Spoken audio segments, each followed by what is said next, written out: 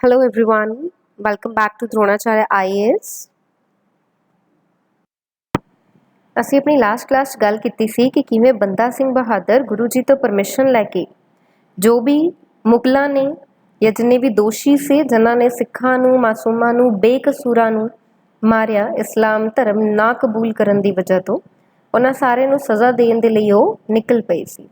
ਤੇ ਬਾਅਦ ਦੇ ਵਿੱਚ ਜਦੋਂ ਮੁਗਲ ਆਰਮੀ ਉਹਨਾਂ ਨੂੰ ਘੇਰਾ ਪਾ ਲੈਂਦੀ ਹੈ ਤੇ ਉਹਨਾਂ ਨੂੰ ਦਿੱਲੀ ਲੈ ਜਾਂਦੀ ਹੈ ਤਾਂ ਦਿੱਲੀ ਲੈ ਜਾ ਕੇ ਉਹਨਾਂ ਨੂੰ ਉੱਥੇ ਖਤਮ ਕੀਤਾ ਗਿਆ, ਉਹਨਾਂ ਨੂੰ ਮਾਰਿਆ ਗਿਆ। ਤਾਂ ਹੁਣ ਬੰਦਾ ਸਿੰਘ ਬਹਾਦਰ ਤੋਂ ਬਾਅਦ ਇੱਕ ਜੋ ਡਾਰਕ ਪੀਰੀਅਡ ਹੈ ਸਿੱਖ ਇਤਿਹਾਸ ਦੇ ਵਿੱਚ, ਪੰਜਾਬ ਦੇ ਇਤਿਹਾਸ ਦੇ ਵਿੱਚ, ਉਹ ਸ਼ੁਰੂ ਹੋ ਜਾਂਦਾ ਹੈ। ਹੁਣ ਇਹਨੂੰ ਡਾਰਕ ਪੀਰੀਅਡ ਕਿਉਂ ਕਿਹਾ ਜਾ ਰਿਹਾ ਹੈ? ਕਿਉਂਕਿ ਬੰਦਾ ਸਿੰਘ ਬਹਾਦਰ ਤੋਂ ਬਾਅਦ ਹੁਣ ਕੋਈ ਵੀ ਐਵੇਂ ਦਾ ਲੀਡਰ ਨਹੀਂ ਬਚਿਆ ਜੋ ਕਿ ਸਾਰੇ ਸਿੱਖਾਂ ਨੂੰ, ਆਪਣੀ ਸੰਗਤਾਂ ਨੂੰ ਡਾਇਰੈਕਸ਼ਨਸ ਦੇ ਸਕੇ ਕਿ ਐਕਚੁਅਲ ਦੇ ਵਿੱਚ ਅਸੀਂ ਹੁਣ ਅੱਗੇ ਕਰਨਾ ਕੀ ਹੈ, ਕਿਵੇਂ ਆਪਣੀ ਪੂਰੀ ਸਿੱਖ ਕੌਮ ਨੂੰ ਬਚਾਉਣਾ ਹੈ, ਕਿਸ ਤਰੀਕੇ ਦੇ ਨਾਲ ਇਸਲਾਮ ਜੋ ਇੱਕ ਫੈਲਾਉਣ ਦੇ ਲਈ ਮੁਗਲ ਐम्पायर ਬਣੀ ਹੋਈ ਹੈ ਉਹ ਉਹਨੂੰ ਫੈਲਾ ਰਹੀ ਹੈ, ਜ਼ਬਰਦਸਤੀ ਲੋਕਾਂ ਦਾ ਧਰਮ ਕਬੂਲ ਕਰਵਾ ਰਹੀ ਹੈ, ਕਿ ਉਹਨਾਂ ਦਾ ਕੀ ਕੀਤਾ ਜਾਏਗਾ। ਬਿਲਕੁਲ ਹੀ ਲੀਡਰਲੈਸ ਜੋ ਹੈ ਹੁਣ ਸਾਰੀ ਸਿੱਖ ਕੌਮ ਜੋ ਹੈ ਹੋ ਚੁੱਕੀ ਸੀ। ਤੇ ਉਧਰ ਹੀ ਇਸ ਚੀਜ਼ ਦਾ ਫਾਇਦਾ ਚੁੱਕਦੇ ਹੋਏ ਮੁਗਲ ਐम्पायर ਜੋ ਕਿ ਫਾਰੂਕ ਸ਼ੇਰ ਸੀਗਾ, ਤਾਂ ਉਹਨੇ ਡਾਇਰੈਕਸ਼ਨਸ ਦਿੱਤੀਆਂ ਕਿ ਤੁਸੀਂ ਸਾਰੇ ਲੋਕਾਂ ਨੂੰ, ਸਾਰੇ ਸਿੱਖਾਂ ਨੂੰ, ਪਾਰਟਿਕੂਲਰਲੀ ਸਿੱਖਾਂ ਦੇ ਅਗੇਂਸਟ ਜਾ ਰਹੇ ਸੀ ਕਿਉਂਕਿ ਉਹਨਾਂ ਨੇ ਦੇਖਿਆ ਕਿ ਸਿੱਖ ਜੋ ਨੇ ਉਹ ਰਿਵੋਲਟ ਕਰ ਰਹੇ ਨੇ, ਉਹ ਆਪਣੀ ਫੋਲੋਇੰਗ ਜੋ ਹੈ ਉਹਨਾਂ ਦੀ ਵੱਧਦੀ ਜਾ ਰਹੀ ਹੈ। ਤਾਂ ਇਹ ਚੀਜ਼ ਦੇਖਦੇ ਹੋਏ ਫਾਰੂਕ ਸ਼ੇਰ ਨੇ ਡਾਇਰੈਕਸ਼ਨਸ ਦਿੱਤੀਆਂ ਕਿ ਜੇ ਕੋਈ ਵੀ ਸਿੱਖ ਇਸਲਾਮ ਧਰਮ ਨੂੰ ਕਬੂਲ ਕਰਨ ਤੋਂ ਮਨਾ ਕਰਦਾ ਹੈ ਦੈਨ ਉਹਨਾਂ ਨੂੰ ਮਾਰ ਦਿੱਤਾ ਜਾਏ।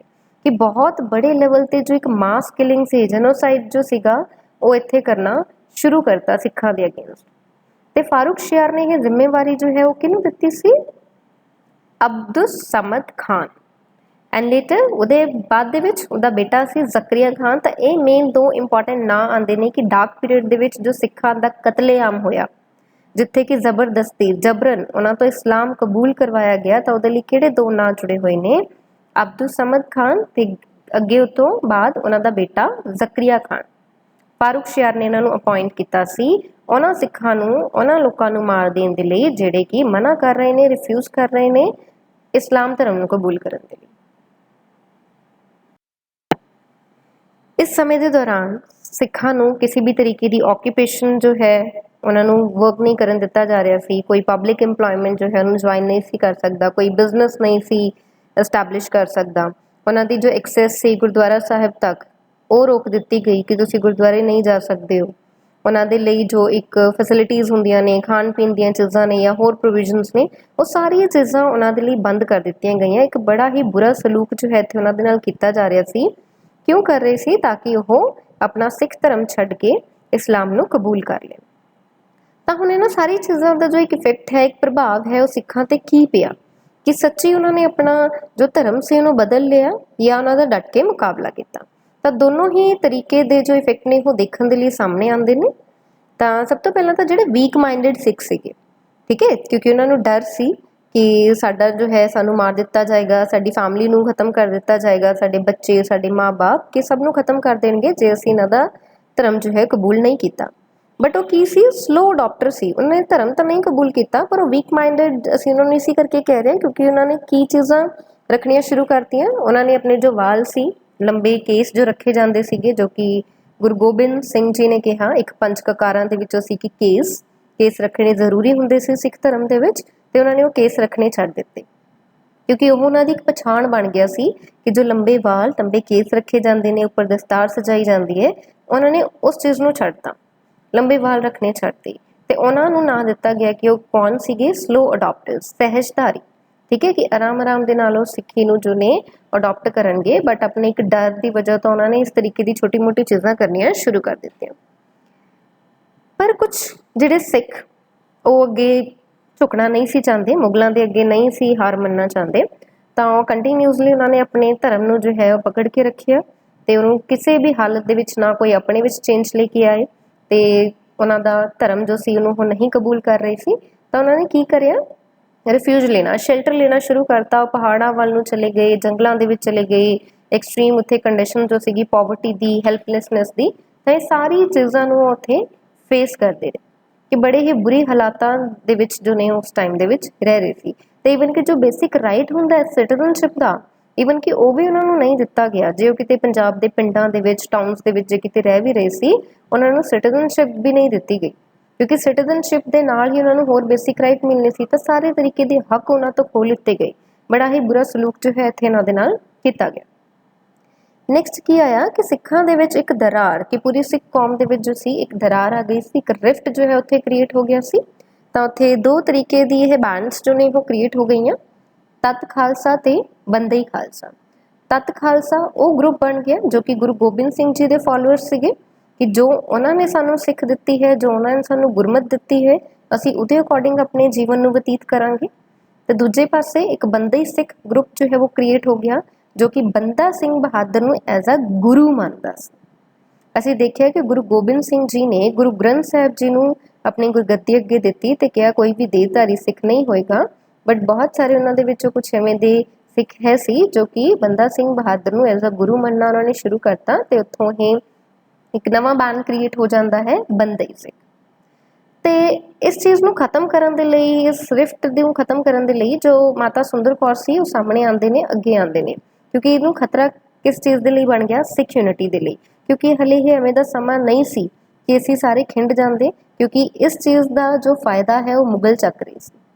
ਤਾਂ ਯੂਨਿਟੀ ਉੱਥੇ ਕ੍ਰੀਏਟ ਕਰਨਾ ਬਹੁਤ ਜ਼ਿਆਦਾ ਜ਼ਰੂਰੀ ਸੀ। ਤਾਂ ਮਾਤਾ ਸੁੰਦਰ ਕੌਰ ਦਾ ਨਾਮ ਜੋ ਹੈ ਉਹ ਆਉਂਦਾ ਕਿ 1720 ਦੇ ਵਿੱਚ ਉਹਨਾਂ ਨੇ ਇਹ ਦੋਨੋਂ ਹੀ ਬੈਂਡਸ, ਤਤ ਖਾਲਸਾ ਤੇ ਬੰਦਈ ਖਾਲਸਾ ਨੂੰ ਇਕੱਠਾ ਕਰਨ ਦੀ ਕੋਸ਼ਿਸ਼ ਕੀਤੀ, ਤੇ ਉਹਨਾਂ ਨੇ ਹਰਮੰਦਰ ਸਾਹਿਬ ਦੇ ਵਿੱਚ ਭਾਈ ਮਨੀ ਸਿੰਘ ਨੂੰ ਅਪਾਇੰਟ ਕੀਤਾ ਐਜ਼ ਅ ਗ੍ਰੰਥੀ।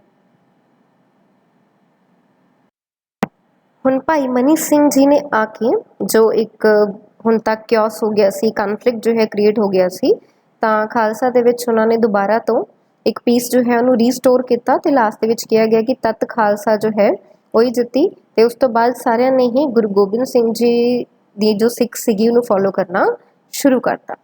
ਤਾਂ ਇਸ ਤੋਂ ਬਾਅਦ ਹੁਣ ਜਿੰਨੇ ਵੀ ਸਿੱਖ ਜੋ ਸੀਗੇ ਉਹ ਸ਼ੈਲਟਰ ਜਾਂ ਰਿਫਿਊਜ ਜੋ ਉਹਨਾਂ ਨੇ ਲਿੱਤਾ ਹੋਇਆ ਸੀ, ਲੁਕੇ ਹੋਏ ਸੀ ਜਾ ਕੇ ਜੰਗਲਾਂ ਦੇ ਵਿੱਚ, ਪਹਾੜਾਂ ਦੇ ਵਿੱਚ ਜਾ ਕੇ, ਉਹਨਾਂ ਨੇ ਹੁਣ ਆਪਣੇ ਆਪ ਨੂੰ ਆਰਗੇਨਾਈਜ਼ ਕਰਨਾ ਸ਼ੁਰੂ ਕਰਤਾ।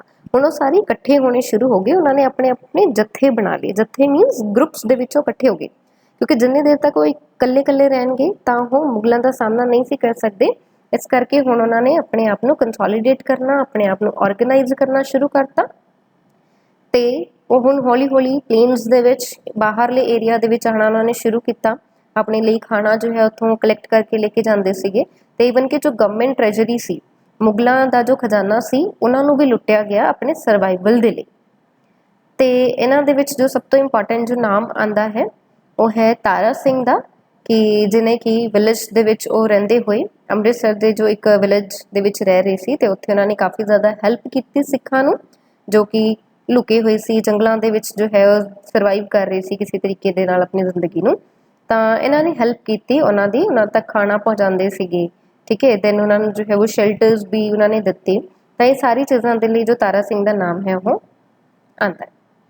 ਬਟ ਬਾਅਦ ਦੇ ਵਿੱਚ ਜਦੋਂ ਤਾਰਾ ਸਿੰਘ ਦੇ ਬਾਰੇ ਮੁਗਲ ਫੌਜਾਂ ਨੂੰ ਪਤਾ ਚੱਲ ਜਾਂਦਾ ਹੈ, ਮੁਗਲ ਐਂਪਰਰ ਨੂੰ ਪਤਾ ਚੱਲ ਜਾਂਦਾ ਹੈ, ਤਾਂ ਉਸ ਟਾਈਮ ਜ਼ਕਰੀਆ ਖਾਨ ਨੇ ਕੀ ਕੀਤਾ ਕਿ ਆਪਣੀ ਇੱਕ ਸੈਨਾ ਜੋ ਸੀਗੀ 2000 ਸੋਲਜਰ ਦੀ, ਉਹਨੂੰ ਭੇਜਦਾ ਹੈ ਤਾਰਾ ਸਿੰਘ ਵੱਲ, ਠੀਕ ਹੈ, ਉਹਨੂੰ ਕੰਟਰੋਲ ਕਰਨ ਦੇ ਲਈ, ਉਹਨਾਂ ਨੂੰ ਮਾਰਨ ਦੇ ਲਈ। ਤੇ ਤਾਰਾ ਸਿੰਘ ਕੋਲ ਸਿਰਫ ਔਰ ਸਿਰਫ ਉਹਦੇ ਨਾਲ 22 ਸਿੱਖ ਹੋਰ ਸੀਗੇ, ਜਿਨ੍ਹਾਂ ਨੇ ਕਿ 2000 ਸੋਲਜਰਸ ਦਾ ਬੜਾ ਹੀ ਡਟ ਕੇ ਸਾਹਮਣਾ ਕੀਤਾ। ਹਾਲਾਂਕਿ ਬਾਅਦ ਦੇ ਵਿੱਚ ਤਾਰਾ ਸਿੰਘ ਤੇ ਉਹਨਾਂ ਦੇ ਜਿੰਨੇ ਵੀ ਸਾਰੇ ਸਿੱਖ ਸੀਗੇ ਸਾਰੇ ਮਾਰੇ ਗਏ ਸੀ ਉਸ ਲੜਾਈ ਦੇ ਵਿੱਚ।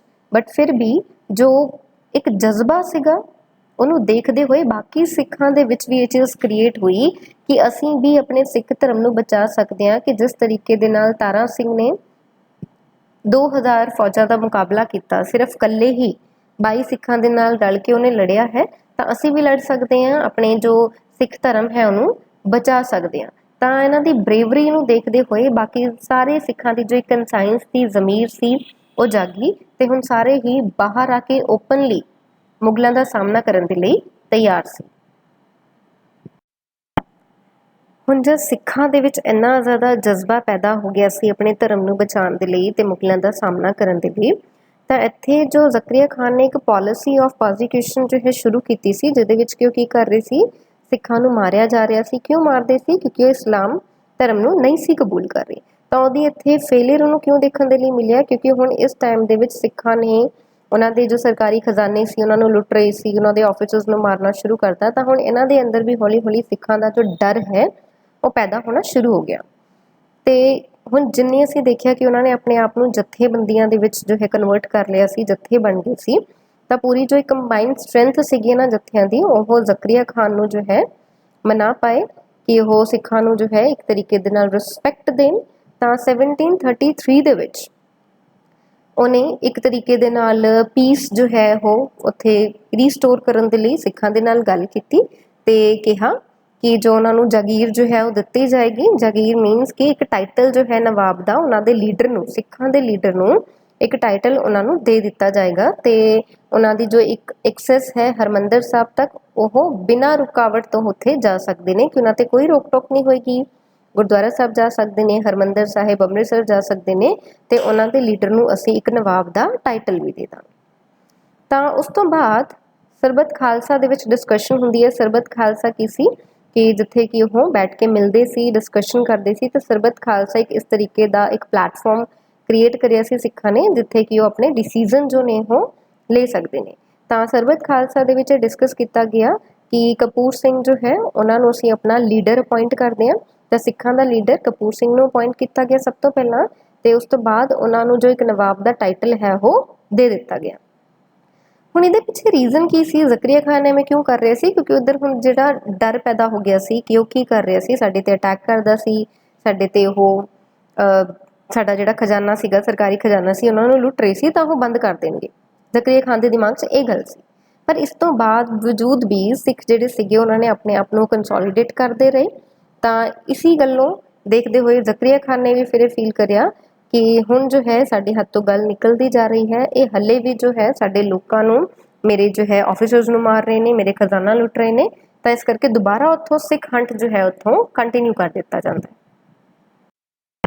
ਹੁਣ ਇਹਨਾਂ ਸਾਰੀਆਂ ਚੀਜ਼ਾਂ ਨੂੰ ਦੇਖਦੇ ਹੋਏ ਦੁਬਾਰਾ ਮੁਗਲ ਗਵਰਨਮੈਂਟ ਨੇ ਰਿਸਟ੍ਰਿਕਸ਼ਨ ਇੰਪੋਜ਼ ਕਰਤੀ ਕਿ ਹੁਣ ਕੋਈ ਵੀ ਸਿੱਖ ਜੋ ਹੈ ਉਹ ਅੰਮ੍ਰਿਤਸਰ ਨਹੀਂ ਜਾ ਸਕਦਾ, ਹਰਮੰਦਰ ਸਾਹਿਬ ਨਹੀਂ ਜਾ ਸਕਦਾ। ਤਾਂ ਇਹ ਸਾਰੀ ਚੀਜ਼ਾਂ ਨੂੰ ਦੇਖਦੇ ਹੋਏ ਹੁਣ ਅਸੀਂ ਦੇਖਿਆ ਸੀ ਕਿ ਉੱਪਰ ਭਾਈ ਮਨੀ ਸਿੰਘ ਨੂੰ ਐਜ਼ ਅ ਗ੍ਰੰਥੀ ਜੋ ਹੈ ਉੱਥੇ ਅਪਾਇੰਟ ਕੀਤਾ ਗਿਆ ਸੀ।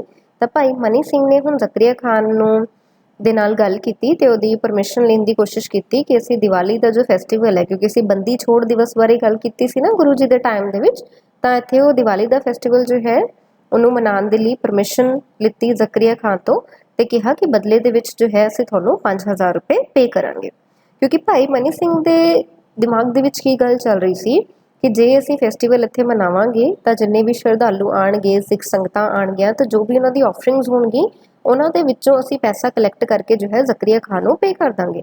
ਤੇ ਇੱਥੇ ਜ਼ਕਰੀਆ ਖਾਨ ਜੋ ਹੈ ਉਹ ਮੰਨ ਜਾਂਦਾ ਹੈ ਕਿ ਠੀਕ ਹੈ, ਤੁਸੀਂ ਜੋ ਹੈ ਇੱਥੇ ਦੀਵਾਲੀ ਮਨਾ ਸਕਦੇ ਹੋ, ਸੈਲੀਬ੍ਰੇਟ ਕਰ ਸਕਦੇ ਹੋ। ਬਟ ਇੱਥੇ ਹੁਣ ਦੋਹਰੀ ਚਾਲ ਜੋ ਹੈ ਜ਼ਕਰੀਆ ਖਾਨ ਨੇ ਖੇਲੀ। ਉਹਨੇ ਕਿਹਾ ਕਿ ਸਿਰਫ ਇੱਥੇ ਪੀਸ, ਲਾਅ ਐਂਡ ਆਰਡਰ ਜੋ ਹੈ ਮੇਨਟੇਨ ਕਰਨ ਦੇ ਲਈ ਮੈਂ ਆਪਣੀ ਫੋਰਸ ਜੋ ਹੈ, ਆਪਣੀ ਆਰਮੀ ਜੋ ਹੈ ਇੱਥੇ ਭੇਜਾਂਗਾ। ਕਿਹਦੇ ਅੰਦਰ? ਦੀਵਾਨ ਲਖਪਤ ਰਾਏ ਦੇ ਅੰਦਰ। ਠੀਕ ਹੈ, ਤਾਂ ਉਹਦੀ ਫੋਰਸ ਨੂੰ ਦੇਖ ਕੇ ਜੋ ਇੱਕ ਸੰਗਤ ਸੀ ਉਹਨਾਂ ਦੇ ਅੰਦਰ ਡਰ ਵੀ ਸੀਗਾ। ਬਟ ਜਿਵੇਂ ਹੀ ਮੁਗਲ ਆਰਮੀ ਉੱਥੇ ਪਹੁੰਚਦੀ ਹੈ, ਇੱਕ ਭਗਦੜ ਜੋ ਹੈ ਮਚ ਜਾਂਦੀ ਹੈ ਉੱਥੇ, ਤੇ ਸਾਰੀ ਸੰਗਤ ਜੋ ਹੈ ਉਹ ਇੱਧਰ ਉੱਧਰ ਖਿੰਡ ਜਾਂਦੀ ਹੈ। ਤੇ ਹੁਣ ਜਦੋਂ ਸੰਗਤ ਇੱਧਰ ਉੱਧਰ ਖਿੰਡ ਗਈ ਤਾਂ ਕੋਈ ਆਫਰਿੰਗਸ ਨਹੀਂ ਆਈਆਂ, ਕੋਈ ਜੋ ਹੈ ਪੈਸਾ ਨਹੀਂ ਚੜਿਆ। ਤਾਂ ਜਿਹਦੀ ਵਜ੍ਹਾ ਤੋਂ ਭਾਈ ਮਨੀ ਸਿੰਘ ਜੋ ਸੀਗੇ ਉਹਨਾਂ ਦਾ ਪੈਸਾ ਜੋ 5000 ਰੁਪਏ ਦੀ ਗੱਲ ਹੋਈ ਸੀ ਉਹਨੂੰ ਹਲੇ ਪੇ ਨਹੀਂ ਸੀ ਕਰ ਪਾਏ। ਤਾਂ ਉਹਨਾਂ ਨੂੰ ਉਸੇ ਗਰਾਊਂਡ ਤੇ ਜੋ ਹੈ ਭਾਈ ਮਨੀ ਸਿੰਘ ਨੂੰ ਇਹਨਾਂ ਨੇ ਅਰੈਸਟ ਕਰ ਲਿਆ। ਅਰੈਸਟ ਕਰਨ ਤੋਂ ਬਾਅਦ ਭਾਈ ਮਨੀ ਸਿੰਘ ਨੂੰ ਕਿਹਾ ਗਿਆ ਕਿ ਅਸੀਂ ਤੁਹਾਨੂੰ ਛੱਡ ਸਕਦੇ ਹਾਂ। ਕਿਸ ਚੀਜ਼ ਦੇ ਲਈ ਛੱਡਾਂਗੇ? ਕਿ ਜੇ ਤੁਸੀਂ ਇਸਲਾਮ ਧਰਮ ਨੂੰ ਕਬੂਲ ਕਰ ਲਓਗੇ। ਪਰ ਭਾਈ ਮਨੀ ਸਿੰਘ ਨੇ ਬੋਲਿਆ ਕਿ ਮੈਂ ਇਸਲਾਮ ਧਰਮ ਨੂੰ ਕਬੂਲ ਨਹੀਂ ਕਰਾਂਗਾ। ਠੀਕ ਹੈ, ਤਾਂ ਉਹਨਾਂ ਨੇ ਇਸਲਾਮ ਧਰਮ ਨੂੰ ਕਬੂਲ ਨਹੀਂ ਕੀਤਾ ਤੇ ਇਹਨਾਂ ਨੇ ਉਹਨਾਂ ਨੂੰ ਮਾਰ ਦਿੱਤਾ। ਠੀਕ ਹੈ, ਤਾਂ ਇਹਨਾਂ ਨੂੰ ਮਾਰਿਆ ਕਿਵੇਂ? ਕਿਉਂਕਿ ਅਸੀਂ ਕਹਿੰਦੇ ਹਾਂ ਕਿ ਉਹਨਾਂ ਨੂੰ ਸ਼ਹੀਦੀ ਮਿਲੀ। ਤਾਂ ਭਾਈ ਮਨੀ ਸਿੰਘ ਨੇ ਬੋਲਡਲੀ ਜੋ ਹੈ ਡੈਥ ਨੂੰ, ਮੌਤ ਨੂੰ ਸਵੀਕਾਰਿਆ ਕਿ ਮੈਨੂੰ ਮੌਤ ਮਨਜ਼ੂਰ ਹੈ ਪਰ ਮੈਂ ਇਸਲਾਮ ਨੂੰ ਕਬੂਲ ਨਹੀਂ ਕਰਾਂਗਾ।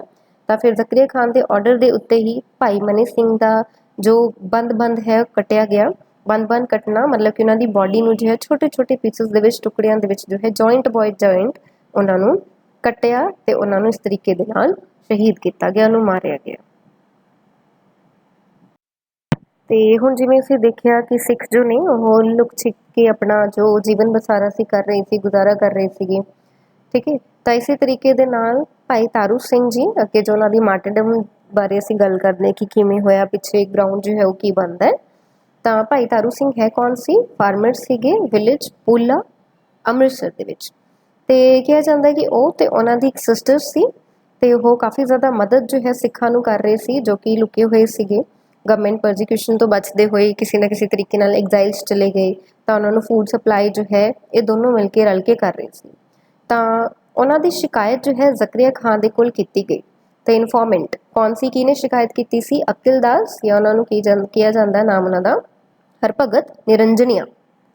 ਤਾਂ ਇਹਨਾਂ ਨੇ ਜ਼ਕਰੀਆ ਖਾਨ ਕੋਲ ਭਾਈ ਤਾਰੂ ਸਿੰਘ ਦੀ ਤੇ ਉਹਨਾਂ ਦੀ ਸਿਸਟਰ ਦੀ ਰਿਪੋਰਟ ਕੀਤੀ, ਉਹਨਾਂ ਦੀ ਕੰਪਲੇਂਟ ਕੀਤੀ ਤੇ ਫਿਰ ਉਹਨਾਂ ਦੋਨਾਂ ਨੂੰ ਹੀ ਜੋ ਹੈ ਅਰੈਸਟ ਕਰ ਲਿੱਤਾ ਗਿਆ।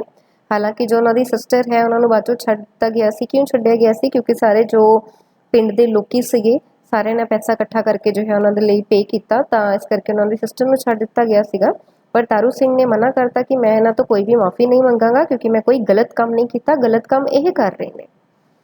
ਤਾਂ ਇਹ ਚੀਜ਼ ਨੂੰ ਫਿਰ ਦੇਖਦੇ ਹੋਏ ਉਹਨਾਂ ਨੇ ਭਾਈ ਤਾਰੂ ਸਿੰਘ ਨੂੰ ਕਿਹਾ ਕਿ ਅਸੀਂ ਤੁਹਾਨੂੰ ਇੱਕ ਚੋਇਸ ਦਿੰਦੇ ਹਾਂ ਕਿ ਜਾਂ ਤਾਂ ਤੁਸੀਂ ਇਸਲਾਮ ਕਬੂਲ ਕਰ ਲਓ, ਨਹੀਂ ਤਾਂ ਆਪਣੇ ਫਿਰ ਜੋ ਲੰਬੇ ਕੇਸ ਰੱਖੇ ਹੋਏ ਨੇ, ਬਾਲ ਰੱਖੇ ਹੋਏ ਨੇ, ਉਹ ਕੱਟ ਦਿਓ।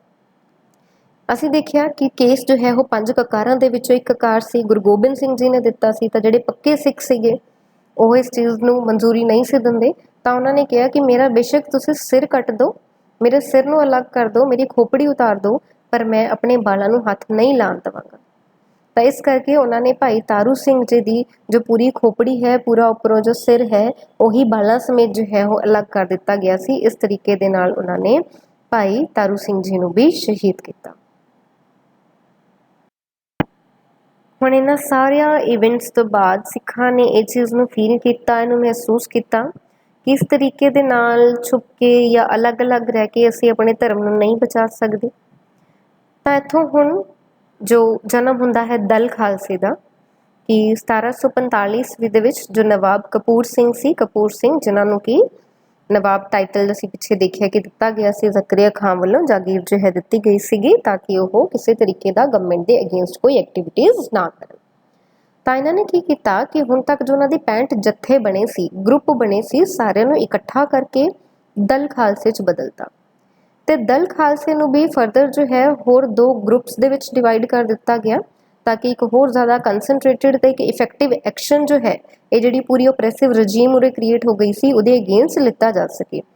ਤਾਂ ਉਹ 2 ਗਰੁੱਪਸ ਕਿਹੜੇ ਬਣਾਏ ਗਏ ਦਲ ਖਾਲਸਾ ਦੇ ਅੰਦਰ? ਪਹਿਲਾ ਗਰੁੱਪ ਬਣਾਇਆ ਗਿਆ ਬੁੱਧਾ ਦਲ, ਠੀਕ ਹੈ, ਬੁੱਧਾ ਦਲ, ਜਿਹਦੇ ਵਿੱਚ ਕੀ ਕਿਹੜੇ ਸਿੱਖ ਸੀਗੇ ਜਿਨ੍ਹਾਂ ਦੀ ਉਮਰ 40 ਸਾਲ ਤੋਂ ਉੱਪਰ ਸੀ, 올ਡ ਏਜ, 올ਡ ਸਿੱਖਸ ਜਿਹੜੇ ਸੀਗੇ ਉਹ ਇਸ ਗਰੁੱਪ ਦੇ ਵਿੱਚ ਉਹਨਾਂ ਨੇ ਪਾਇਆ। ਉਹਨਾਂ ਦਾ ਮੇਨ ਫੰਕਸ਼ਨ ਕੀ ਸੀ ਕਿ ਸਾਰੇ ਗੁਰਦੁਆਰਿਆਂ ਨੂੰ ਪ੍ਰੋਟੈਕਟ ਕਰਨਾ, ਤੇ ਜਿਹੜਾ ਦੂਸਰਾ ਦਲ ਹੈ ਤਰੁਣ ਦਲ, ਉਹਨਾਂ ਨੂੰ ਟ੍ਰੇਨ ਕਰਨਾ। ਤਰੁਣ ਦਲ ਯੰਗ ਹੋ ਗਏ ਕਿ ਇੱਥੇ ਯੰਗ ਸਿੱਖ ਸੀਗੇ ਜਿਹੜੇ ਕਿ 40 ਸਾਲ ਤੋਂ ਛੋਟੀ ਉਮਰ ਦੇ ਸੀਗੇ ਤੇ ਇਹ ਕੰਬੈਟ ਟਰੂਪ ਸੀਗੇ, ਉਹਨਾਂ ਵਾਂਗੂ ਜੋ ਹੈ ਕੰਮ ਕਰ ਰਹੇ ਸੀ, ਮਾਰਸ਼ਲ ਆਰਟਸ ਨੂੰ ਸਿੱਖਦੇ ਸੀ, ਤਲਵਾਰ ਅੰਦਾਜ਼ੀ ਜੋ ਹੈ ਸਿੱਖ ਰਹੀ ਸੀ, ਘੁੜਸਵਾਰੀ ਸਿੱਖ ਰਹੀ ਸੀ, ਤੇ ਇਹ ਸਾਰੀ ਚੀਜ਼ਾਂ ਦੀ ਟ੍ਰੇਨਿੰਗ ਜੋ ਹੈ ਬੁੱਧਾ ਦਲ ਜੋ ਹੈ ਤਰੁਣ ਦਲ ਨੂੰ ਦੇ ਰਿਹਾ ਸੀ। ਤਾਂ ਇਸ ਤਰੀਕੇ ਦੇ ਨਾਲ ਦਲ ਖਾਲਸਾ ਜੋ ਹੈ ਉਹ 2 ਦਲਾਂ ਦੇ ਵਿੱਚ ਡਿਵਾਈਡ ਕਰ ਦਿੱਤਾ ਗਿਆ ਤਾਂ ਕਿ ਇੱਕ ਵਧੀਆ ਤਰੀਕੇ ਦੇ ਨਾਲ ਅਸੀਂ ਐਕਸ਼ਨ ਜੋ ਹੈ ਮੁਗਲ ਸਰਕਾਰ ਦੇ ਅਗੇਂਸਟ ਲੈ ਸਕੀਏ ਤੇ ਆਪਣੇ ਧਰਮ ਨੂੰ ਬਚਾ ਸਕੀਏ। ਨੈਕਸਟ ਇਵੈਂਟ ਆਉਂਦਾ ਹੈ ਛੋਟਾ ਘੱਲੂਘਾਰਾ 1746 ਦਾ।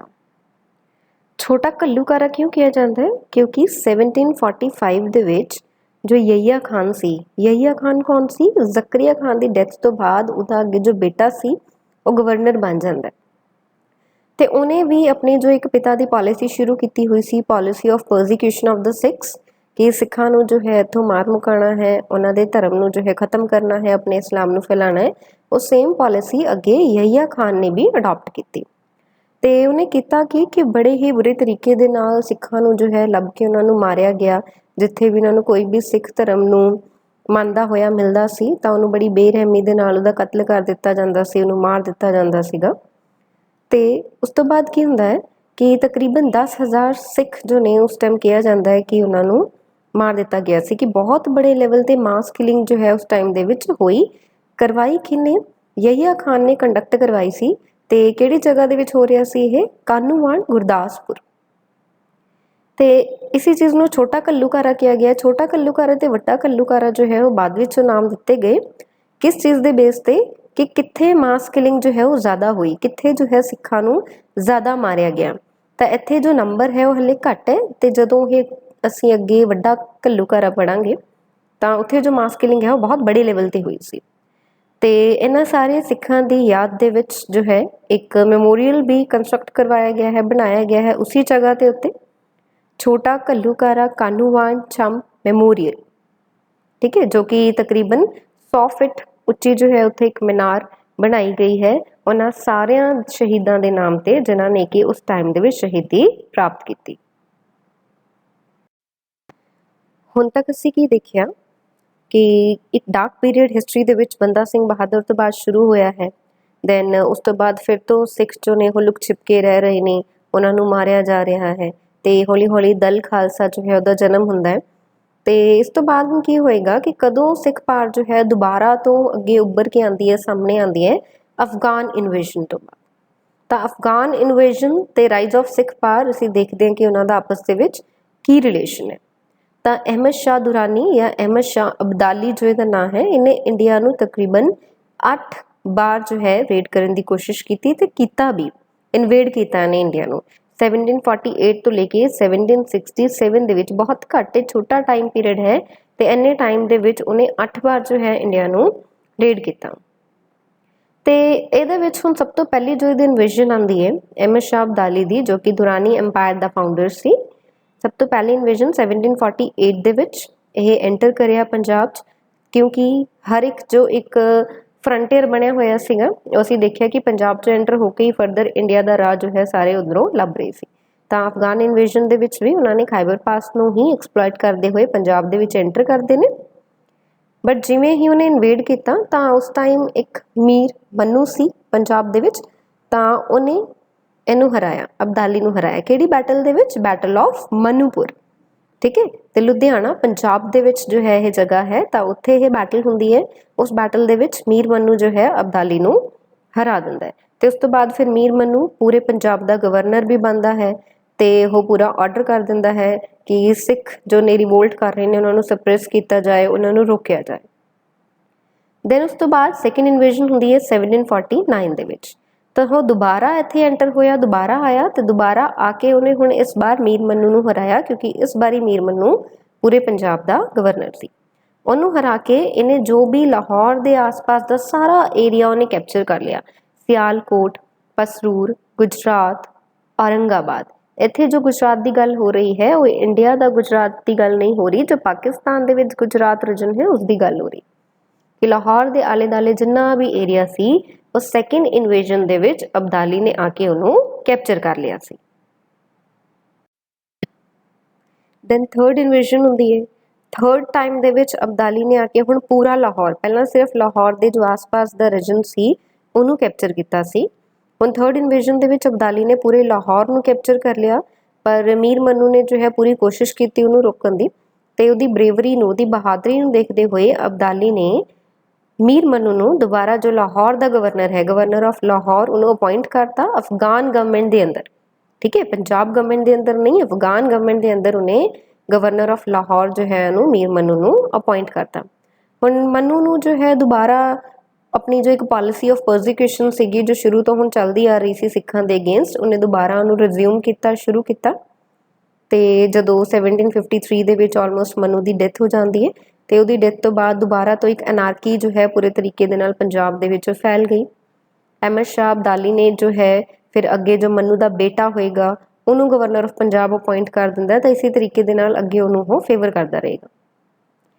ਨੈਕਸਟ ਆਉਂਦੀ ਹੈ ਫੋਰਥ ਇਨਵੇਸ਼ਨ। ਫੋਰਥ ਇਨਵੇਸ਼ਨ ਦੇ ਵਿੱਚ ਕੀ ਹੋਇਆ, ਹੁਣ ਅਬਦਾਲੀ ਨੇ ਦਿੱਲੀ ਨੂੰ ਕੈਪਚਰ ਕਰ ਲਿਆ ਸੀ ਬੜੀ ਆਸਾਨੀ ਦੇ ਨਾਲ, ਕਿਉਂਕਿ ਲਾਹੌਰ ਤੱਕ ਉਹ ਆ ਚੁੱਕਿਆ ਸੀ। ਅੱਗੇ ਹੁਣ ਰੀਜਨ ਜਿਵੇਂ ਜਿਵੇਂ ਉਹ ਫੈਲਦਾ ਜਾ ਰਿਹਾ ਹੈ ਉਹਨੇ ਦਿੱਲੀ ਨੂੰ ਬੜੀ ਆਸਾਨੀ ਦੇ ਨਾਲ ਕੈਪਚਰ ਕਰ ਲਿਆ ਤੇ ਪੂਰਾ ਜਿਹੜਾ ਰੀਜਨ ਸੀ ਆਗਰਾ ਤੋਂ ਲੈ ਕੇ ਮਥੁਰਾ ਤੱਕ ਉਹ ਸਾਰੇ ਰੀਜਨ ਨੂੰ ਉਹਨੇ ਲੁੱਟਿਆ ਬੁਰੇ ਤਰੀਕੇ ਦੇ ਨਾਲ। ਸਾਰਾ ਜਿੰਨਾ ਵੀ ਟ੍ਰੇਜਰ, ਖਜ਼ਾਨਾ, ਲੋਕਾਂ ਦਾ ਘਰ-ਬਾਰ, ਸਾਰਾ ਕੁਝ ਜੋ ਹੈ ਉਹਨੇ ਤਬਾਹ ਕਰਤਾ। ਤੇ ਜਦੋਂ ਉਹ ਸਾਰੀ ਲੁੱਟਪਾਟ ਕਰਕੇ ਦੁਬਾਰਾ ਦਿੱਲੀ ਵਾਪਸ ਜਾ ਰਿਹਾ ਸੀ ਕਾਬੁਲ ਤੋਂ, ਤਾਂ ਰਸਤੇ ਦੇ ਵਿੱਚ ਸਿੱਖਾਂ ਨੇ ਉਹਨਾਂ ਸਾਰੇ ਲੋਕਾਂ ਨੂੰ ਅਬਦਾਲੀ ਕੋਲੋਂ ਛੁਡਵਾਇਆ ਜਿਹਨੂੰ ਕਿ ਉਹ ਆਪਣਾ ਸਲੇਵ ਬਣਾ ਕੇ, ਜਿਹਦੇ ਵਿੱਚ ਕਿ ਯੰਗ ਮੈਨ ਐਂਡ ਵੂਮਨ ਸਾਰੇ ਸੀਗੇ, ਸਿੱਖਾਂ ਨੇ ਉਹਨਾਂ ਨੂੰ ਆਜ਼ਾਦ ਕਰਵਾਇਆ ਆਪਣੀ ਬਹਾਦਰੀ ਦੇ ਨਾਲ। ਤੇ ਦੁਰਾਨੀ ਜੋ ਕੁਝ ਵੀ ਹੁਣ ਤੱਕ ਲੁੱਟ ਕੇ ਲੈ ਕੇ ਆਇਆ ਸੀਗਾ ਦੁਬਾਰਾ ਉਹਦੇ ਕੋਲੋਂ ਸਾਰੀ ਚੀਜ਼ਾਂ ਨੂੰ ਖੋਹ ਲਿੱਤਾ ਗਿਆ, ਲੁੱਟ ਲਿੱਤਾ ਗਿਆ। ਤੇ ਜਦ ਹੁਣ ਉਹ ਦੁਬਾਰਾ ਲਾਹੌਰ ਪਹੁੰਚਦਾ ਹੈ ਫਿਰ ਦੁਬਾਰਾ ਉਹਨੇ ਕੀ ਦੇਖਿਆ कि मेरी जो है ये लॉस जो होया, जो इन्होंने मेरे सारा लुटी हुई चीज़ों वापस ले लिया, मेरे जो एक स्लेव बना के मैं लेके जाना चाहता सी इत्थे दे लोकां नूं, उन्हां नूं भी छुड़वाता। तां हुण दुरानी दे अंदर सिखां दे लई दुबारा तो एक नफरत जो है पैदा हो जाती है, तो ये अगेंस्ट वो की डिसीजन लैंदा है कि जो हरमिंदर साहिब है उन्होंने डिमोलिश कर दिता जाए, क्योंकि वो समझदा सी, वो जानदा सी कि सिखां दे लई हरमिंदर साहिब एक बहुत ही ज़्यादा इंपॉर्टेंट, एक बहुत ही ज़्यादा पवित्र जगह है। तो इनू डिमोलिश करके मैं उन्होंने सेंटीमेंट्स नूं बेशक हर्ट करांगा, तो मैं अपनी जो इस हार का बदला उन्होंने तो ले सकता हाँ। तो इस चीज़ के लिए जो उहदा अगे अब्दाली का बेटा सी तैमूर खान, तो तैमूर खान नूं ओह अगे अपॉइंट करता है गवर्नर ऑफ पंजाब। ठीक है, मनु नूं कीता सी गवर्नर ऑफ लाहौर, दैन अपने बेटे तैमूर खान नूं ओह अपॉइंट करता है as a governor of Punjab. हुण जदों अब्दाली ने ऑर्डर दे दिते कि हरमिंदर साहिब नूं जो है वो डिमोलिश कर दिता जाए, उन्होंने ढा दिता जाए, तो यह सुनते ही जो बाबा दीप सिंह सीगे उन्होंने अपने अंदर ये चीज़ नूं धार लिया कि वो इस चीज़ का बदला जरूर लेंगे कि जो भी अफगान आर्मी ने गोल्डन टैंपल नूं हरमिंदर साहब नूं नुकसान पहुँचाने की जो कोशिश की है वह जरूर बदला लेंगे। तो बाबा दीप सिंह जी भी अपनी जो एक आर्मी उन्होंने खुद ने बनाई सीगी ਉਹਨੂੰ ਲੈ ਕੇ ਉਹ ਗੋਲਡਨ ਟੈਂਪਲ ਪਹੁੰਚਦੇ ਨੇ ਬਚਾਉਣ ਦੇ ਲਈ, ਗੋਲਡਨ ਟੈਂਪਲ ਨੂੰ ਡਿਫੈਂਡ ਕਰਨ ਦੇ ਲਈ। ਤੇ ਇਸੇ ਕਨਫਲਿਕਟ ਦੇ ਵਿੱਚ ਜੋ ਅਫਗਾਨ ਆਰਮੀ ਤੇ ਬਾਬਾ ਦੀਪ ਸਿੰਘ ਦੇ ਵਿੱਚ ਜੋ ਕਨਫਲਿਕਟ ਹੋਇਆ ਉਹਦੇ ਵਿੱਚ ਦੀਪ ਸਿੰਘ ਜੀ ਜੋ ਨੇ ਉਹ ਸ਼ਹੀਦ ਹੋ ਜਾਂਦੇ ਨੇ। ਦੈਨ ਉਸ ਤੋਂ ਬਾਅਦ ਆਉਂਦੀ ਹੈ 5th ਇਨਵੇਜਨ। ਤੇ 5th ਇਨਵੇਜਨ ਜੋ ਹੈ ਜਿਹਨੂੰ ਕਿ ਅਸੀਂ 3rd ਬੈਟਲ ਆਫ ਪਾਨੀਪਤ ਦੇ ਨਾਮ ਦੇ ਨਾਲ ਵੀ ਜਾਣਦੇ ਹਾਂ 1761 ਦੀ, ਤਾਂ ਮਰਠਿਆਂ ਦੇ ਨਾਲ ਜੋ ਹੈ ਇਹ ਲੜਾਈ ਹੋਈ ਸੀ। ਤਾਂ ਜਿਹੜੀ ਇਹ ਬੈਟਲ ਸੀ ਮਰਠਿਆਂ ਦੇ ਨਾਲ, ਅਬਦਾਲੀ ਨੇ ਮਰਠਿਆਂ ਨੂੰ ਹਰਾਤਾ ਸੀ ਤੇ ਹੁਣ ਅਬਦਾਲੀ ਨੇ ਅੱਗੇ ਸ਼ਾਹ ਆਲਮ 2 ਨੂੰ ਜੋ ਹੈ ਐਜ਼ ਅ ਐਮਪਰਰ ਨੋਮੀਨੇਟ ਕਰਤਾ। ਤੇ ਜਦੋਂ ਹੁਣ ਦੁਬਾਰਾ ਅਹਿਮਦ ਜੋ ਹੈ ਅਹਿਮਦ ਸ਼ਾਹ ਅਬਦਾਲੀ ਕਾਬੁਲ ਵਾਪਸ ਜਾ ਰਿਹਾ ਸੀ, ਤਾਂ ਵਾਪਸ ਜਾਂਦੇ ਹੋਏ ਜੋ ਸਿੱਖਾਂ ਦਾ ਦਲ ਸੀਗਾ ਉਹਨੇ ਉਹਨੂੰ ਇੰਟਰਸੈਪਟ ਕੀਤਾ, ਰਾਹ ਦੇ ਵਿੱਚ ਉਹਨੂੰ ਰੋਕਿਆ। ਤੇ ਦੁਬਾਰਾ ਕਿਉਂਕਿ ਇਹ ਇੱਥੇ ਦੀਆਂ ਜੋ ਹਿੰਦੂ ਵੂਮਨ ਸੀ, ਲੇਡੀਜ਼ ਸੀਗੀਆਂ, ਔਰਤਾਂ ਸੀ, ਉਹਨਾਂ ਨੂੰ ਇਹ ਆਪਣਾ ਬੰਦੀ ਬਣਾ ਕੇ ਲੈ ਕੇ ਜਾਂਦਾ ਸੀ, ਦੁਬਾਰਾ ਸਾਰੀ ਲੁੱਟ-ਪੱਟ ਕਰਕੇ ਲੈ ਕੇ ਜਾਂਦਾ ਸੀ। ਤਾਂ ਦੁਬਾਰਾ ਜਦ ਇਹ ਕਾਬੁਲ ਵਾਪਸ ਚੱਲਿਆ, ਸਿੱਖ ਦਲ ਨੇ ਇਹਨੂੰ ਰਾਹ ਦੇ ਵਿੱਚ ਰੋਕਿਆ ਤੇ ਸਾਰੀ ਉਹਨਾਂ ਔਰਤਾਂ ਨੂੰ ਆਜ਼ਾਦ ਕਰਵਾਇਆ ਤੇ ਜੋ ਵੀ ਇਹ ਵਾਰ ਬੂਟੀ ਜੋ ਹੈ ਕਲੈਕਟ ਕਰਕੇ ਲੈ ਕੇ ਜਾ ਰਿਹਾ ਸੀ ਉਹਦੇ ਕੋਲੋਂ ਵਾਪਸ ਲਿੱਤਾ। ਤੇ ਅੱਗੇ ਆਂਦਾ ਕਿ ਅਬਦਾਲੀ ਨੇ ਨਾ ਫਿਰ ਪੰਜਾਬ ਨੂੰ 3 ਗਵਰਨਰ ਦੇ ਅੰਦਰ ਉਹ ਡਿਵਾਈਡ ਕਰਕੇ ਚੱਲ ਗਿਆ ਸੀ। ਮੁਲਤਾਨ ਕਿਹਦੇ ਅੰਦਰ ਕਰ ਦਿੱਤਾ ਗਿਆ ਸੀ? ਸਰਬਲੰਦ ਖਾਨ, ਲਾਹੌਰ ख्वाजा उबैद, सरहिंद ਜ਼ੈਨ ਖਾਨ। बट सिखा ने उन्होंने सक्सैसफुली इत्थों दोबारा वापस भजाता। तो उन्होंने विचों इंपॉर्टेंट नाम किन्हां दे आंदे ने? जस्सा सिंह आलूवालिया, हरी सिंह भंगी ते चरत सिंह। ठीक है, तो जो इंपॉर्टेंट चीज़ पूछी जाए कि जदों अब्दाली पंजाब नूं 3 गवर्नर्स के अंदर जो है उन्होंने डिवाइड करके चल गया सी, उस तो बाद किहड़े-किहड़े सिखां ने जो है उन्होंने इत्थों बाहर भजाया, तो इन्हां दा नाम जो है इंपॉर्टेंट आएगा। नैक्सट असीं देखते हैं 6th इन्वेजन। पर 6th इन्वेजन तो पहला असीं एक बैटल देखते लैंदे हां, बैटल ऑफ गुजरांवाला। कि जिवें असीं कहा कि सिखां ने उन्हां सारे गवर्नर्स नूं जो है इत्थे भजाया, बट एक्चुअल जो किहड़ी बैटल दे अंदर होई है सारी चीज़, तो बैटल ऑफ गुजरांवाला सी, जिहदे विच कि जस्सा सिंह आलूवालिया, हरी सिंह भंगी ते चरत सिंह जो है उन्होंने ख्वाजा उबैद नूं हराया। तो उस तो बाद दोबारा उन्होंने लाहौर नूं जो है वो कैप्चर कर लिया सी। तो इत्थे ये कहा जाता है कि जस्सा सिंह ने फिर अपने आप को जो किंग है वो प्रोक्लेम कर लिया सी कि मैं सुल्तान उल कौम जो है बन गया। तो उस तो बाद गोबिंद शाही जो कॉइन्स ने 1765 दे विच वो भी दोबारा तो क्रिएट किए गए। क्यों करे? क्योंकि अपना एक सोवरन स्टेटस नूं डिक्लेयर करन दे लई, जिवें कि असीं देखिया कि बंदा सिंह बहादुर ने भी गुरु गोबिंद सिंह जी दे नाम दे उत्ते सिक्के घड़े सी। नैक्सट 6th इन्वेजन है, जिहदे नाम नूं असीं वड्डा घल्लूघारे दे नाल भी जानते हैं, क्योंकि इस टाइम जो है मास किलिंग हुई बहुत बड़े लैवल ते। ते होया कित्थे सी? ये कुपरोहेड़ा मलेरकोटला दे विच होया सी। तां किवें ईवेंट किवें जो है वो डेवलप हुंदा है, जिवें असीं हुणे देखिया पिछे कि अहमद शाह पंजाब नूं 3 हिस्सिਆਂ ਦੇ ਵਿੱਚ डिवाइड करके अलग-अलग गवर्नर्स ਦੇ ਹੇਠਾਂ जो है ਉਹਨੂੰ ਛੱਡ ਕੇ ਚਲਾ ਗਿਆ ਸੀ। ਫਿਰ ਸਿੱਖਾਂ ਨੇ बैटल ऑफ गुजरांवाला ਦੇ ਅੰਦਰ ਉਹਨਾਂ ਸਾਰਿਆਂ ਨੂੰ ਇੱਥੋਂ ਭਜਾ ਕੇ ਦੁਬਾਰਾ ਲਾਹੌਰ ਨੂੰ ਕੈਪਚਰ ਕਰ ਲਿਆ ਸੀ। ਤੇ ਹੁਣ ਗੁਰੂ ਗੋਬਿੰਦ ਸ਼ਾਹੀ ਜੋ ਸਿੱਕੇ ਸੀਗੇ ਉਹ ਵੀ ਘੜੇ ਜਾ ਰਹੇ ਸੀ, ਉਹਨਾਂ ਨੂੰ ਵੀ ਬਣਾਇਆ ਜਾ ਰਿਹਾ ਸੀ। ਤਾਂ ਇਹ ਸਾਰੀ ਚੀਜ਼ਾਂ ਨੂੰ ਦੇਖਦੇ ਹੋਏ एक जो मेन इंपॉर्टेंट ना आता है अकाल दास ऑफ जंडियाला। ठीक है, निरंजनी सैक्ट का जो है एक लीडर सी, तो उन्हें अबदाली नूं ये सारी जो नवीं डेवलपमेंट हो रही है कि सिख हुण किस तरीके दे नाल दोबारा रेज कर रहे हैं, वध रहे हैं, ਉਹਦੇ ਬਾਰੇ ਇਨਫੋਰਮ ਕੀਤਾ। ਤਾਂ ਇਹ ਸੁਣਦੇ ਹੀ ਫਿਰ ਅਬਦਾਲੀ ਨੇ ਡਿਸਾਈਡ ਕੀਤਾ ਕਿ ਉਹ ਹੁਣ ਸਿੱਖਾਂ ਨੂੰ ਬਿਲਕੁਲ ਹੀ ਉਹਨਾਂ ਦੀ ਜੜ੍ਹਾਂ ਤੋਂ ਹੀ ਖਤਮ ਕਰ ਦੇਣਗੇ, ਤਾਂ ਕਿ ਨੈਕਸਟ ਟਾਈਮ ਜੋ ਹੈ ਕੋਈ ਚੀਜ਼ ਬਚੇ ਹੀ ਨਾ ਦੁਬਾਰਾ ਉਹਨਾਂ ਦੇ ਉਭਰਨ ਦੇ ਲਈ। ਤੇ ਇਹ ਡੇਂਜਰ ਨੂੰ ਜੋ ਹੈ ਬਾਕੀ ਸਿੱਖਾਂ ਨੇ ਬੜੀ ਆਸਾਨੀ ਦੇ ਨਾਲ ਭਾਂਫ ਲਿਆ ਕਿ ਹੁਣ ਉਹ ਸਾਡੇ ਤੇ ਅਟੈਕ ਜੋ ਹੈ ਬੜੀ ਤਿਆਰੀ ਦੇ ਨਾਲ ਕਰਨ ਆ ਰਿਹਾ ਹੈ। ਤਾਂ ਜੱਸਾ ਸਿੰਘ ਆਹਲੂਵਾਲੀਆ, ਚਰਤ ਸਿੰਘ, ਇਹ ਸਾਰੇ ਜੋ ਅਸੀਂ ਉੱਪਰ ਨਾਮ ਦੇਖੇ ਨੇ, ਤਾਂ ਇਹ ਸਭ ਜੋ ਨੇ ਮਾਲਵਾ ਵੱਲ ਨੂੰ ਚੱਲ ਪੈਂਦੇ ਨੇ। ਤਾਂ ਉਸ ਟਾਈਮ ਤਕਰੀਬਨ 40,000 ਸਿੱਖ ਜੋ ਨੇ ਇਹਨਾਂ ਦੇ ਨਾਲ ਸੀਗੇ, ਵਿੱਚ ਔਰਤਾਂ ਵੀ ਸੀ, ਬੱਚੇ ਵੀ ਸੀ, ਸਾਰੇ ਸੀਗੇ।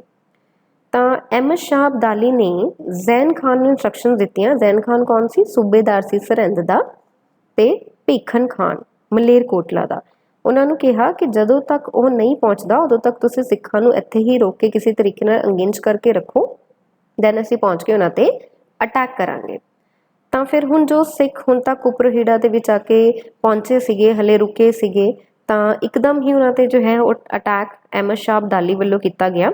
ਤੇ ਪਹਿਲਾਂ ਅਸੀਂ ਦੇਖਿਆ ਕਿ 10,000 ਸਿੱਖਾਂ ਦੀ ਜਾਨ ਜੋ ਹੈ ਗਈ ਸੀ ਛੋਟੇ ਘੱਲੂਘਾਰੇ ਦੇ ਵਿੱਚ। ਤਾਂ ਹੁਣ ਤਕਰੀਬਨ 25,000 ਤੋਂ 30,000 ਸਿੰਘ ਜੋ ਸੀਗੇ, ਸਿੱਖ ਜੋ ਸੀਗੇ, ਉਹਨਾਂ ਨੇ ਆਪਣੀ ਜਾਨ ਗਵਾਈ। ਤੇ ਈਵਨ ਕਿ ਜੋ ਦਮਦਮਾ ਸਾਹਿਬ ਦੇ ਵਿੱਚ ਇੱਕ ਓਰੀਜਨਲ ਬੀੜ ਗੁਰੂ ਗ੍ਰੰਥ ਸਾਹਿਬ ਜੀ ਜੋ ਰੱਖੇ ਗਏ ਸੀ, ਜਿਹਨੂੰ ਕਿ 10ਵੇਂ ਗੁਰੂ ਜੀ ਨੇ ਕੰਪਲੀਟ ਕੀਤਾ ਸੀ, ਪੂਰਾ ਕੀਤਾ ਸੀ, ਉਹ ਵੀ ਸਿੱਖਾਂ ਨੇ ਵੱਡੇ ਘੱਲੂਘਾਰੇ ਦੇ ਅੰਦਰ ਉਹਨੂੰ ਖੋ ਦਿੱਤਾ। ਤੇ ਇਸੇ ਇਵੈਂਟ ਦੀ ਯਾਦ ਦੇ ਵਿੱਚ ਅੱਗੇ ਮੈਮੋਰੀਅਲਸ ਵੀ ਬਣਾਏ ਗਏ। ਵੱਡੇ ਘੱਲੂਘਾਰੇ ਦੀ ਯਾਦ ਦੇ ਵਿੱਚ ਜਾਂ ਜੋ ਸਿੱਖਾਂ ਦੀ ਜਾਨ ਗਈ ਉਹਨਾਂ ਦੀ ਯਾਦ ਦੇ ਵਿੱਚ ਜੋ ਮੈਮੋਰੀਅਲ ਬਣਾਇਆ ਗਿਆ, ਕਿਹੜਾ ਮੈਮੋਰੀਅਲ ਹੈ? ਉਸੇ ਜਗ੍ਹਾ ਤੇ ਕੁਪਰਹੀੜਾ ਮਲੇਰਕੋਟਲਾ ਦੇ ਵਿੱਚ ਮੈਮੋਰੀਅਲ ਬਣਾਇਆ ਗਿਆ। ਤੇ ਉਸ ਤੋਂ ਬਾਅਦ ਇੱਕ ਹੋਰ ਬੈਟਲ ਹੁੰਦੀ ਹੈ, ਬੈਟਲ ਆਫ ਅੰਮ੍ਰਿਤਸਰ, ਅਕਤੂਬਰ 1762 ਦੇ ਵਿੱਚ। ਤਾਂ ਜੋ ਵੀ ਹੁਣ ਸਿੱਖਾਂ ਨੇ ਇੰਨਾ ਦਰਦ ਜੋ ਹੈ ਹੁਣ ਤੱਕ ਦੇਖਿਆ ਸੀਗਾ, ਇੰਨੇ ਜੋ ਉਹਨਾਂ ਨੇ ਤਕਲੀਫ ਸਹੀ ਸੀ, ਤਾਂ ਆਪਣੀ ਜੋ ਪ੍ਰਸਟੀਜ ਹੁਣ ਤੱਕ ਉਹਨਾਂ ਦੀ ਖੋ ਚੁੱਕੀ ਸੀ ਉਹਨੂੰ ਦੁਬਾਰਾ ਰਿਟਰੀਵ ਕਰਨ ਦੇ ਲਈ ਫਿਰ ਤੋਂ ਹੋਰ ਹੀ ਗਰੁੱਪਿੰਗ ਜੋ ਹੈ ਉਹਨਾਂ ਦੀ ਹੋਈ। ਦੁਬਾਰਾ ਉਹ ਇਕੱਠੇ ਹੁੰਦੇ ਨੇ ਤੇ ਇਕੱਠੇ ਹੋ ਕੇ ਉਹਨਾਂ ਨੇ ਫਿਰ ਅਬਦਾਲੀ ਨੂੰ ਹਰਾਇਆ। ਤੇ ਹੁਣ ਤੱਕ ਜੋ ਇੱਕ ਮੇਨ ਇੰਪੋਰਟੈਂਟ ਵਿਕਟਰ ਸੀ ਅਹਿਮਦ ਪਾਨੀਪਤ ਦਾ, ਤੇ ਉਹ ਬਿਲਕੁਲ ਹੀ ਹੈਲਪਲੈਸ ਹੋ ਗਿਆ ਸੀ ਸਿੱਖਾਂ ਦੇ ਅਗੇਂਸਟ, ਕਿ ਸਿੱਖ ਹੁਣ ਪੂਰੇ ਤਰੀਕੇ ਦੇ ਨਾਲ ਉਹਨਾਂ ਦੇ ਅੰਦਰ ਜੋ ਜੋਸ਼ ਸੀ ਉਹ ਭਰ ਗਿਆ ਸੀ ਆਪਣੇ ਲੋਕਾਂ ਨੂੰ ਬਚਾਉਣ ਦੇ ਲਈ ਤੇ ਆਪਣੇ ਧਰਮ ਨੂੰ ਬਚਾਉਣ ਦੇ ਲਈ। ਤਾਂ ਇਸ ਵਾਰ ਉਹਨਾਂ ਨੇ ਅਬਦਾਲੀ ਨੂੰ ਹਰਾਇਆ। ਪਰ ਇਸ ਤੋਂ ਬਾਅਦ ਦੁਬਾਰਾ ਜੋ ਹੈ 7 ਟਾਈਮ 8 ਟਾਈਮ ਅਬਦਾਲੀ ਕੋਸ਼ਿਸ਼ ਕਰਦਾ ਹੈ ਕਿ ਮੈਂ ਦੁਬਾਰਾ ਇਨਵੇਡ ਕਰਾਂ, ਦੁਬਾਰਾ ਸਾਰੀ ਚੀਜ਼ਾਂ ਨੂੰ ਕੈਪਚਰ ਕਰਨ ਦੀ ਕੋਸ਼ਿਸ਼ ਕਰਾਂ। ਪਰ ਇਸ ਵਾਰ ਉਹਨੇ ਬਹੁਤ ਕੋਸ਼ਿਸ਼ ਕੀਤੀ ਬਟ ਉਹ ਅਨਸਕਸੈਸਫੁਲ ਰਿਹਾ। ਸਿੱਖਾਂ ਨੇ ਉਹਨੂੰ ਬਿਲਕੁਲ ਵੀ ਜਿੱਤਣ ਨਹੀਂ ਦਿੱਤਾ। ਤਾਂ ਇਸ ਤਰੀਕੇ ਨਾਲ ਅਸੀਂ ਦੇਖਿਆ ਕਿ 1748 ਤੋਂ ਲੈ ਕੇ 66 ਤੱਕ ਪੰਜਾਬ ਜੋ ਹੈ ਮੇਜਰ ਜੋ ਮੇਨ 4 ਪਾਵਰਸ ਸੀਗੀਆਂ ਉਹਨਾਂ ਦੇ ਜੋ ਆਪਸੀ ਸਟਰਗਲ ਸੀ, ਆਪਸੀ ਕਨਫਲਿਕਟ ਸੀ, ਉਹਦੀ ਵਜ੍ਹਾ ਤੋਂ ਪੰਜਾਬ ਨੇ ਬਹੁਤ ਕੁਝ ਸਹਿਆ। ਠੀਕ ਹੈ, ਤਾਂ ਉਹਨਾਂ ਦੇ ਵਿੱਚੋਂ ਮੇਨ 4 ਪਾਵਰਸ ਅਸੀਂ ਕਿਹੜੀ ਗੱਲ ਕਰ ਰਹੇ ਹਾਂ? ਮਰਾਠੇ ਸੀਗੇ, ਅਫਗਾਨ ਸੀ, ਸਿੱਖ ਸੀ, ਮੁਗਲ ਸੀ। ਤੇ 1761 ਤੱਕ ਆਉਂਦੇ ਆਉਂਦੇ ਮਰਾਠੇ ਤੇ ਮੁਗਲ ਜੋ ਹੈ ਉਹ ਐਲੀਮੀਨੇਟ ਹੋ ਗਏ ਇੱਥੋਂ, ਤੇ ਲਾਸਟ ਦੇ ਵਿੱਚ ਅਫਗਾਨ ਤੇ ਸਿੱਖ ਰਹਿ ਗਏ ਸੀ। ਤੇ ਜਿੱਤ ਕਿਹਦੀ ਹੁੰਦੀ ਹੈ ਆਖਰਕਾਰ ਦੇ ਵਿੱਚ? ਸਿੱਖਾਂ ਦੀ।